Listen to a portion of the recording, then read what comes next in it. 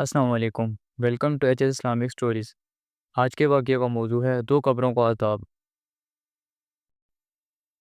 حضرت عبداللہ بن عباس رضی اللہ عنہ روایت کرتے ہیں، نبی کریم صلی اللہ علیہ وآلہ وسلم ایک باغ سے گزرے تو آپ صلی اللہ علیہ وسلم نے دو قبروں کے پاس سے گزرتے ہوئے فرمایا، ان دونوں کو عذاب ہو رہا ہے اور کسی بڑے گناہ کی وجہ سے نہیں، یعنی جو لوگ عام طور پر بڑا نہیں سمجھتے، ان میں سے ایک تو پیشاب سے بچاؤ نہیں کرتا تھا اور دوسرا چگلی کیا کرتا تھا۔ پھر آپ صلی اللہ علیہ وآلہ وسلم نے کھجور کی ایک تازہ شاخ لی، اسے دو حصوں میں توڑا اور ہر قبر پر ایک حصہ گاڑ دیا۔ صحابہ کرام رضی اللہ عنہم نے عرض کیا، یا رسول اللہ صلی اللہ علیہ وآلہ وسلم، یہ آپ نے کیوں کیا؟ آپ صلی اللہ علیہ وسلم نے فرمایا، شاید ان کی سزا میں کمی ہو جب تک یہ تر رہے، اور قرآن کا فرمان ہے، تباہی ہے ہر اس شخص کے لیے جو چگلی کھاتا ہے اور طعنہ دیتا ہے، اور فتنہ قتل سے بھی بڑھ کر ہے۔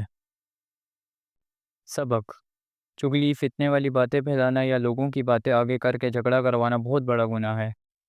جو شخص دوسروں کے بیچ فساد پیدا کرتا ہے وہ دنیا میں بھی ذلیل ہوتا ہے اور آخرت میں بھی سخت عذاب کا مستحق بنتا ہے۔